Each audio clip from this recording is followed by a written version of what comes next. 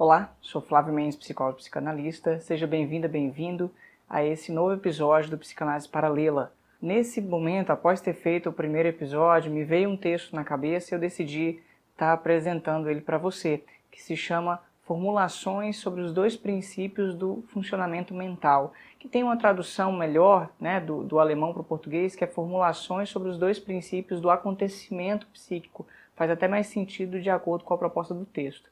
Ele é um texto de 1911, está no volume 12 da obra do Freud, e nesse material o Freud faz um apanhado, depois de algum tempo já trabalhando, produzindo, em 1911 ele já tinha 20 anos trabalhando com a psicanálise, ele faz um apanhado das suas elucubrações, das suas teorizações, para poder organizá-las e dar um passo em relação às novas teorizações. Esse texto, ele é um texto que faz uma referência implícita ao projeto para uma psicologia científica, que é um dos começos, um dos primeiros textos do Freud, faz referência também implícita à interpretação dos sonhos, há conteúdos que estão nele que versam sobre esses assuntos, mas diferente do texto do projeto para uma psicologia científica, que é um texto com conteúdos e termos neurológicos, nesse texto o Freud já está usando termos psicológicos e do campo da psicanálise. Ele já está teorizando a partir da noção de inconsciente do psiquismo que ele foi construindo nos anos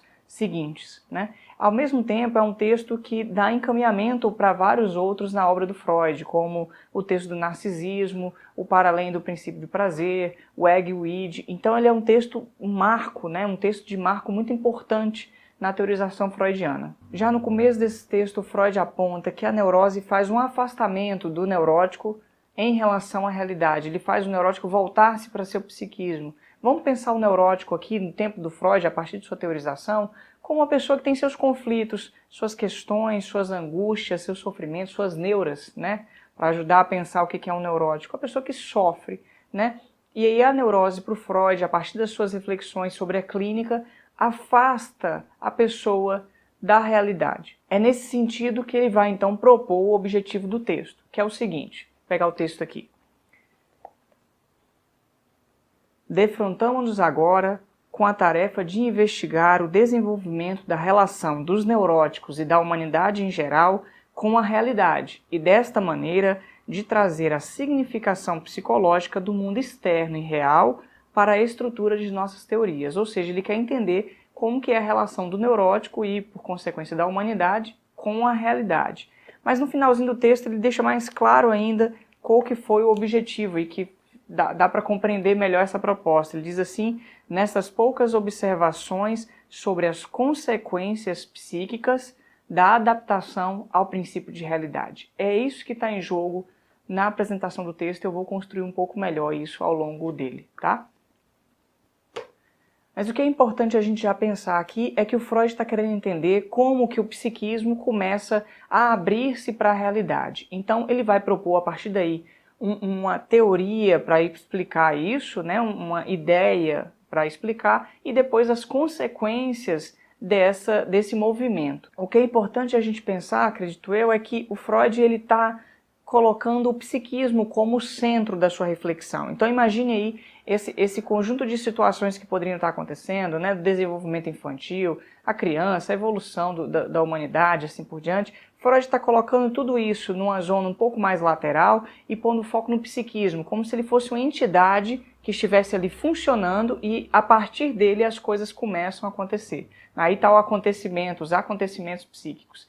Então ele vai dizer que para refletir sobre o assunto, a base dele é exatamente pensar o psiquismo a partir da noção de inconsciente, porque os processos inconscientes na teoria do Freud são os processos mais antigos, primários, residuais, que eles funcionam de uma maneira muito anterior aos processos da consciência. E os processos inconscientes funcionam a partir de um princípio regulador, que é o princípio de prazer e desprazer. É um princípio de regulação que evita o desprazer e busca o prazer o tempo todo.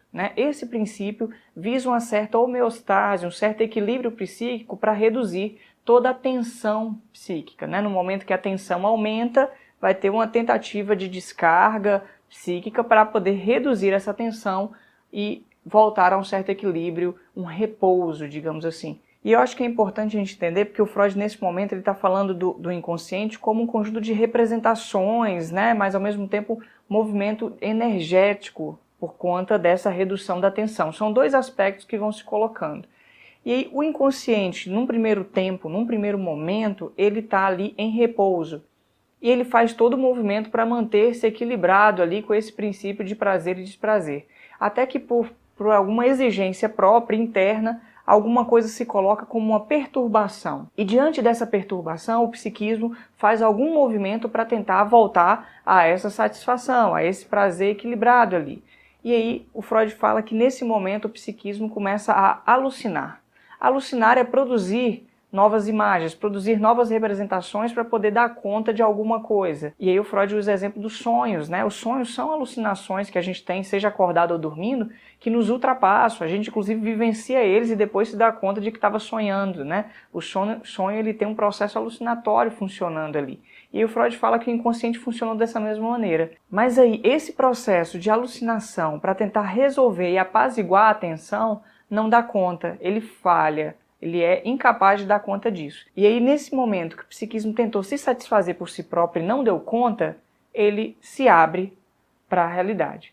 E o Freud fala, claro, isso é uma ficção, tem uma nota até que ele comenta isso. Isso é uma ficção para a gente tentar entender esse processo. Mas, ao mesmo tempo, se a gente pensar na criança, o bebezinho, porque o bebê, quando ele é muito pequeno e considerando que ele está sendo cuidado por alguém, ele naquele momento não tem noção nenhuma da realidade. Então, é como se existisse somente o psiquismo funcionando. Tudo que vem para ele, chega para ele como se fosse o próprio psiquismo. Ele não se dá conta de que há uma realidade externa a ele, de que essa pessoa é uma pessoa, de que ele também é uma pessoa e assim por diante. Se a gente pegar e tentar entender o que o Freud está falando, é como se nesse momento a criança funcionasse somente a partir dos processos inconscientes, né? E nesse momento tudo é o psiquismo. Não há uma distinção entre o psiquismo e a realidade, né? E aí, seja porque ele está se sentindo insatisfeito por conta de algum desconforto, ele começa a apelar, ele tem seus movimentos, uma descarga motora, né, que o Freud fala, porque a energia está ali, ele descarrega, ele se excita para tentar fazer algum tipo de apelo. E aí ele recebe algo do outro, mas isso,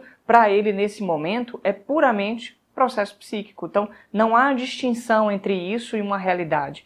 Mas é nesse momento da insatisfação, de que o psiquismo não dá conta mais de se resolver, que o psiquismo se abre para a realidade. E aí um novo funcionamento passa a acontecer, que o Freud vai chamar de princípio de realidade. Juntamente, então, com o princípio de prazer, o princípio de realidade começa a funcionar, a consciência começa a se desenvolver, o ego, que é o eu, também começa a se constituir a partir dos processos psíquicos, assim como essa energia que antes estava voltada para o inconsciente também vai se desenvolvendo em função da relação com a realidade. É a partir disso que o Freud vai colocar, então, 8 consequências dessa modificação do aparelho psíquico para dar conta de uma certa relação com a realidade. Seguindo, então, a primeira consequência que o Freud vai apontar é que o psiquismo, no momento que ele se abre para a realidade, ele começa a desenvolver novas características, principalmente relacionados ao processo da consciência e do princípio de realidade, porque a consciência vai se desenvolvendo, o psiquismo começa a abrir-se para captar elementos da realidade, então as funções sensoriais se especificam para isso, uma nova função que faz com que o psiquismo se volte para a realidade de tempos em tempos, que é a função da atenção, vai se desenvolvendo com mais capacidades, mais características. Ao mesmo tempo, essa atenção vai acumulando informações e isso faz com que se desenvolva ainda mais a capacidade de memória e de registro da memória. Então você tem mais um elemento. Um outro aspecto que vai se formando é que o psiquismo, no primeiro momento, quando ele funciona a partir do princípio de prazer e desprazer, quando ele evita o desprazer, ele está fazendo um processo que o Freud chama de repressão, de recalque, é o termo que a gente conhece.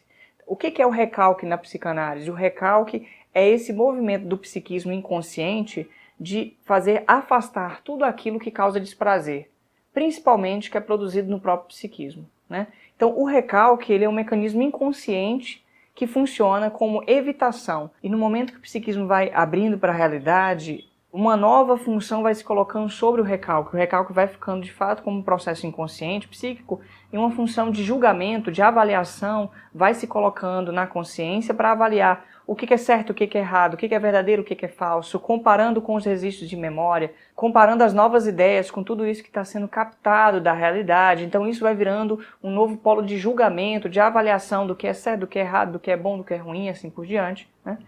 As descargas motoras do corpo, que num primeiro momento serviam especificamente para reduzir a tensão, ou seja, esses espasmos motores, eles começam a se transformar gradativamente em ação, que já tem um foco na realidade, que já tem um sentido específico na realidade. E o pensar que antes era inconsciente, estava em função da própria satisfação, né, das pulsões, das mobilidades inconscientes, da redução da tensão, o pensar vai servindo tanto para segurar a ação, para coibi-la, no sentido de que ao invés de gastar energia agindo, o pensar vira como se fosse uma experiência de atuação, um ensaio para a ação, que o Freud até tem frases apontando isso, de que o Freud fala, né? O pensar é um ensaio para agir, porque ele reduz a tensão, ele conserva um pouco dessa energia para poder dar conta de o psiquismo não gastá-la, né? Suportar um pouco mais isso. Além disso, o pensar vai se desenvolvendo ainda mais na medida em que ele entra em contato com os resíduos verbais, com a linguagem que vem do exterior, e isso faz com que ele ganhe novas capacidades. Mas isso só vai acontecendo na medida em que a consciência vai se desenvolvendo e que o psiquismo vai entrando cada vez mais em contato com essa realidade, né? Que tem o outro, as outras pessoas aí na realidade. Então essa é a primeira consequência. Uma segunda consequência que o Freud vai apontar nesse texto é de que uma das atividades do psiquismo inconsciente consegue passar o teste de realidade, porque ele tem uma função de avaliação, né? O princípio de realidade avalia o que é permitido ou não, o que é possível ou não. Então há uma distinção, se você vai percebendo, entre o inconsciente e a consciência, né? São dois princípios funcionando aí, e o Freud vai colocar essa antinomia, essa dualidade como muito importante para a produção da realidade psíquica como um todo. Existe uma atividade inconsciente, primária, que consegue passar o teste de realidade, esse julgamento que o psiquismo consciente faz dos processos mentais, né, dos processos psicológicos. E esse processo, essa atividade é a fantasia infantil, o fantasiar da criança e o devaneio do adulto. É uma atividade em dois momentos da vida, né, o fantasiar da criança e o devaneio do adulto, que o psiquismo permite passar à consciência como uma forma de satisfação do princípio de prazer, embora a consciência funcione a partir do princípio de realidade. Isso é muito importante porque é o que dá a garantia de que alguma satisfação se coloque a partir do princípio de prazer. Uma terceira consequência que o Freud vai apontar é que as mobilidades inconscientes, o que ele chama de pulsão é aquilo que impulsiona o psiquismo a buscar uma satisfação e, portanto, reduzir a tensão do psiquismo. Então, é o tempo todo as pulsões mobilizando o psiquismo a reduzir a tensão, a satisfazer essas pulsões, né, reduzindo a tensão. No primeiro momento tinha as alucinações, como eu já tinha falado antes. O que vai acontecendo então é que o psiquismo, quando ele se abre para a realidade, essas pulsões vão modificando os alvos dela, né? Num primeiro momento, se a gente lembrar o que o Freud falou inicialmente, que o psiquismo é como se ele tivesse em si, né, se autossatisfazendo para poder reduzir a tensão, então tira o desprazer para manter o prazer, né? Esse princípio de prazer e desprazer. Nesse momento, o Freud vai apontar que isso é uma forma de satisfação autoerótica, porque o psiquismo se satisfaz, ele satisfaz a si próprio. E o que vai acontecendo com essas pulsões é que ao invés de elas se satisfazerem no próprio psiquismo, elas vão sendo gradativamente deslocadas para se satisfazerem com a realidade. E aí, isso vai acontecendo com o próprio corpo, né? Na boca, no ânus, na genitália, assim como com os objetos, assim como com a outra pessoa, no caso do sexo, da procriação, assim por diante. E o Freud vai falar que esse é um aspecto muito importante no psiquismo, porque isso vai fazendo com que o psiquismo abra mão da satisfação autoerótica, dele se satisfazer por si próprio. E esse abrir mão é muito difícil porque satisfazer-se autoeroticamente em si próprio é muito mais fácil do que buscar o objeto na realidade, porque isso tem exigências, isso coloca dificuldades. Ele vai falar, isso está aí presente para todos, né? E todos terão que lidar com isso, de que é muito mais fácil satisfazer-se de uma forma que de outra, embora é exatamente essa abertura para a realidade que permite com que o psiquismo ganhe novos ares, né? Ganhe novas possibilidades aí. Então essa é a terceira consequência. A quarta consequência é que o ego, um dos elementos que vai se desenvolvendo na medida em que o psiquismo se abre para a realidade, porque o ego é essa estrutura, o ego é o eu, tá? São duas traduções diferentes, mas o eu, o ego, ele é uma das estruturas psíquicas que vai permitir dar uma organização para tudo que vai acontecendo no psiquismo, tanto inconsciente quanto consciente. O ego é essa estrutura que vai dando conta de fazer uma mediação entre a realidade e o princípio de realidade e o psiquismo inconsciente, os processos inconscientes e o princípio de prazer. Ele fica então nesse momento, nesse movimento, melhor dizendo, de articular essas duas demandas que são colocadas aí. E esse desenvolvimento ele é gradativo. O Freud vai dizer que não é uma forma de suplantar o princípio de prazer com o princípio de realidade. Na verdade, o princípio de realidade que o ego vai se desenvolvendo serve para proteger o princípio de prazer. Na medida em que o princípio de prazer exige uma satisfação imediata, e isso implica em muitas frustrações. Então, o ego, a partir do princípio de realidade do seu desenvolvimento, vai fazendo com que ele abra um pouco mão da satisfação pela via imediata do princípio de prazer e possa postergar um pouco para outro momento, para um outro tempo, essa satisfação. Isso tem um ganho psíquico imenso, porque o psiquismo não precisa mais ficar em função de uma busca incessante por satisfação, por uma redução da sua tensão, e ele começa a esperar, suportar um pouco da tensão para poder ter a satisfação posteriormente. O Freud vai falar que isso é tão importante que a gente encontra isso nos mitos sociais, por exemplo, relacionados a você ter uma satisfação futura ou pós-morte ou fora da Terra, caso você consiga ter uma vida em que você abre mão, abdica dos prazeres. Ele vai dizer, a instituição religiosa é uma da que fez uso desse mito para dar conta dessa vivência psíquica. Ela tenta conquistar o princípio de prazer a partir de uma outra noção, de dizer que na medida em que o indivíduo abre mão dos prazeres terrenos, ele vai encontrar na posteridade a satisfação que ele tanto estava buscando. E que isso para o Freud não seria nada mais, nada menos que uma forma social, de manifestação de um princípio, de um processo que aconteceu psiquicamente. E uma outra instituição que também faz isso para o Freud é a ciência, porque a ciência propõe que o indivíduo possa esperar um pouco para que ele encontre a satisfação posteriormente, embora a ciência, ao longo do trabalho do cientista, ele vá tendo suas pequenas satisfações com suas teorizações, com seus pequenos resultados, até que alguma coisa, um lucro prático no final se coloque para ele. Então essa consequência fala exatamente de um desconto para suportar a satisfação imediata e permitir-se esperar um pouco para satisfazer no futuro. A quinta consequência diz respeito à educação, à função da educação enquanto instituição social. Freud vai dizer que a educação ela é uma das formas da realidade de fazer com que o psiquismo também se desenvolva do princípio de prazer para o princípio de realidade. E isso acontece na medida em que o educador oferece seu amor para a criança. E é nessa troca de que a criança tem o amor do educador que faz com que ela se coloque na posição de permitir se educar, de sair do princípio de prazer e passar a se submeter mais ao princípio de realidade. Entretanto, para o Freud, a educação falha quando a criança acha que esse amor tem que ser recebido a todo custo e sem nenhuma perda. Aí, nesse sentido, ela, por estar mimada, ela não consegue se voltar para a educação porque ela fica, na verdade, o tempo todo na demanda de que ela seja amada, de que ela receba esse amor, ao invés de buscar aquilo que a educação pode lhe oferecer. Essa consequência é realmente valiosa para se pensar.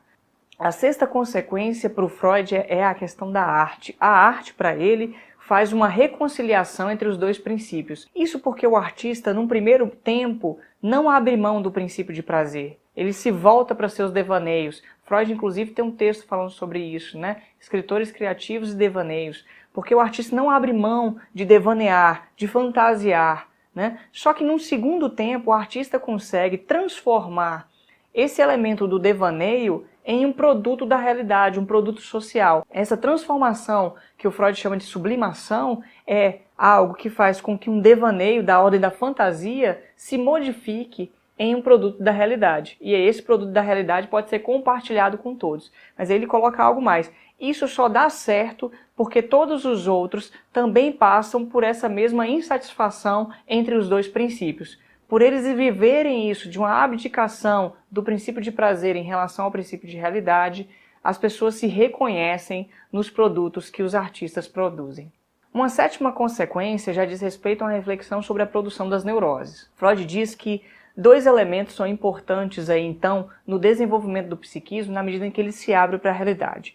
Um deles é o fato de que o ego está se desenvolvendo de um ego prazer para um ego realidade. Um ego ainda muito ligado ao princípio de prazer para um ego que se submete ao princípio de realidade. Essa transformação exige tempo, um momento, situações e circunstâncias para que o ego se desenvolva. O segundo processo que também está acontecendo simultaneamente ao desenvolvimento do ego é a mudança do alvo das pulsões. As pulsões, no primeiro momento, buscam a autossatisfação pelo autoerotismo, ou seja, o psiquismo satisfaz consigo próprio, com o próprio corpo, por exemplo, e aí elas vão passando por um processo de transformação do seu alvo, do objeto de satisfação. É o objeto que vai mudando, E aí esse objeto vai virando a boca, esse objeto vai virando o ânus, esse objeto vai virando a genitália, vai passando pelo corpo até que possa encontrar na fase da adolescência o outro, para poder entrar em contato aí sim com o sexo. Então vai percebendo como que no Freud a sexualidade ela não está dada e ela também não começa no sexo. Ela não começa na adolescência. A sexualidade ela já está imposta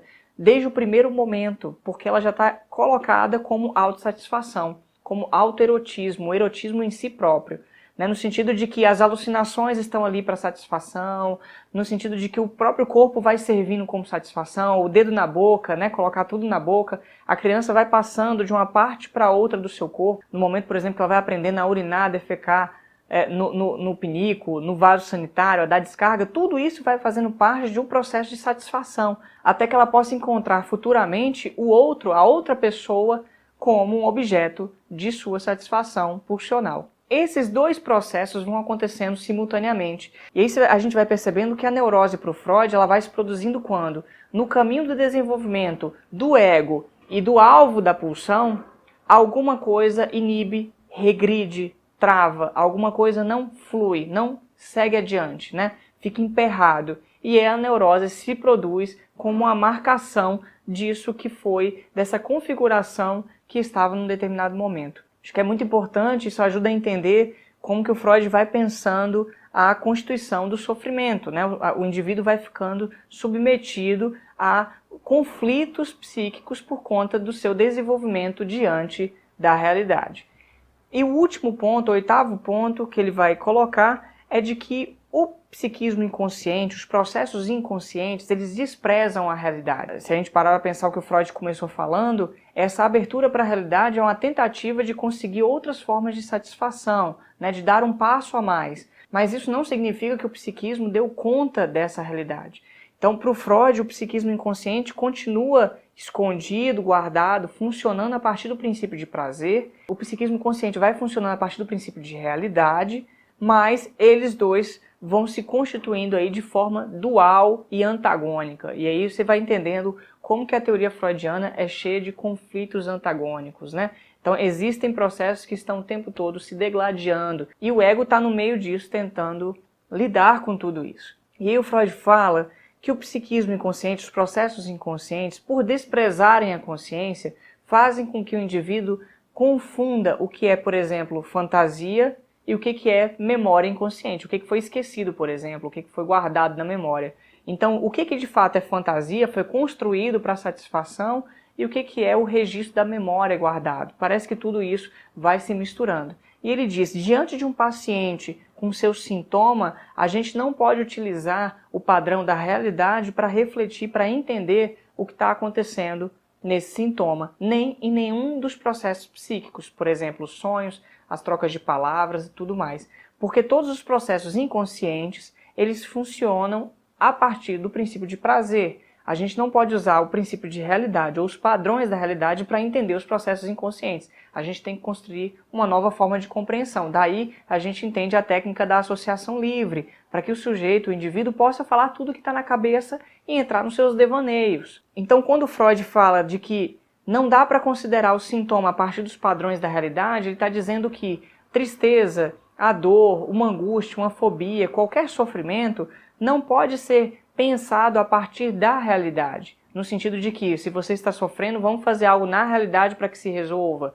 Né? Se você tem uma fobia de um objeto qualquer, um cachorro, avião, do que for, a gente não tem que intervir na realidade. A gente tem que se voltar para os processos inconscientes que estão por trás disso, que estão ramificados ao redor disso. É essa distinção que mostra o quanto que a psicanálise se volta para o psiquismo do indivíduo. Então, quando o paciente nos procura, é exatamente o inconsciente que a gente está visando, todos esses processos que estão de fundo acontecendo em sua vida e que se manifestam numa troca de palavras, num sonho, no seu sintoma e assim por diante. E aí o Freud dá um exemplo, que é o exemplo de um sonho de um paciente. É um paciente que ele, por um longo tempo, ficou cuidando do pai que estava adoecido, né, até que esse pai veio a falecer. E depois que o pai faleceu, ele começou a ter sonhos recorrentes de que o pai estava vivo, conversando com ele corriqueiramente, mas o paciente se incomodava porque sabia que o pai estava morto, mesmo sem sabê-lo. E aí o Freud aponta como fazer a interpretação, como entender esse sonho. Porque o pai já está morto, por que ele está sonhando com o pai vivo? Seria uma vontade de vê-lo? Isso aqui é a gente pensando a respeito disso. Mas aí o Freud aponta que para entender o que está por trás desse sonho, no momento que o paciente fala que o pai estava vivo, mas na verdade estava morto, sem sabê-lo, sem saber que estava morto, haveria de acrescentar uma frase a mais, no sentido de pensar, sem sabê-lo como o próprio paciente havia pensado e, portanto, desejado.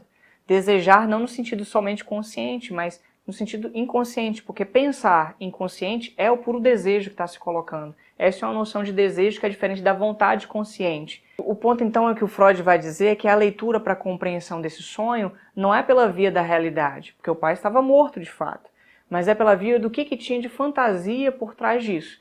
E aí ele vai apontar que, ao longo do tempo em que o paciente cuidava desse pai, ele havia pensado na situação de que seria melhor que esse pai morresse para que não tivesse tanto sofrimento. Mas esse pensamento era tão absurdo que foi, pelo teste da realidade e do princípio de realidade, lançado para o inconsciente. Ele foi reprimido, ele foi recalcado. E por conta disso, isso retornou num sonho mostrando que o pai, apesar de tudo, estava vivo, mas na verdade estava morto, sem saber que o paciente pensava que ele poderia ter morrido, que seria muito melhor para ele. Então isso vira uma enorme culpa para o paciente e isso reaparece em um sonho dele. É nesse sentido então que a gente vai entendendo como que o sonho não vai sendo interpretado conforme a realidade das coisas, mas conforme uma realidade psíquica que está se colocando. É em função das associações, do que vem à cabeça do paciente, que a gente consegue fazer essa análise. Esse então é o texto que o Freud escreveu, chamado Formulações sobre os dois princípios do funcionamento mental, que na verdade é um texto para mostrar como que o psiquismo se abre para a realidade em função de uma frustração, de uma dificuldade, de uma satisfação autoerótica, e por conta disso, nessa abertura, ele consegue ter acesso a outras mudanças, dentre elas a constituição do ego, a mudança do alvo das pulsões que vão se satisfazer de outra forma, né, de como isso vai se adaptando à realidade a partir da educação, de como que o psiquismo vai abrindo mão de uma satisfação imediata e insatisfatória para uma satisfação mais segura posteriormente, em outro momento, e de que a ciência e a religião têm um papel também importante nesse aspecto, né, de como que a arte faz uma reconciliação entre os dois princípios, de como que o sofrimento do neurótico se dá exatamente porque o desenvolvimento do psiquismo se inibe, regride em algum ponto, ele fica fragilizado em algum ponto em que o ego e o desenvolvimento sexual se coloca, de como que a sexualidade não começa no sexo, na adolescência, ou seja, onde for, mas na verdade ela se constitui e vai desenvolvendo-se ao longo da vida do indivíduo, né? E também de como que a gente, no tratamento psicanalítico, coloca o foco não na realidade em si, mas no que de processos inconscientes estão se colocando junto a essa realidade. Essa é uma forma interessante para estar pensando nesse texto. Esse texto é de 1911, existem outras produções do Freud acerca do assunto, né? Outras produções de outros campos para pensar assuntos relacionados a ele. Se a gente pegar outros autores como Lacan dentro do campo psicanalítico, a gente já vai ter uma outra compreensão do psiquismo, de como ele funciona, né? Ele já traz uma diferença em relação ao Freud, ou em outros autores de outras propostas, como o Antônio Damasio, no campo da neurobiologia, né? São campos que vão colocando diferenças, seja dentro da psicanálise ou fora da psicanálise. Eu acho que é um texto importante para pensar como que essas transformações que o Freud está propondo, que ele está colocando como apontamentos e consequências dessa modificação, fazem com que o humano entre em contato com a realidade ou fuja dessa realidade no momento em que algo é insuportável, né? Porque no momento em que esse é o começo do texto, né? No momento em que o neurótico não dá conta de suportar a realidade, ele se volta para os processos inconscientes, para os seus devaneios, para as suas fantasias, para esse funcionamento psíquico primário e residual, né?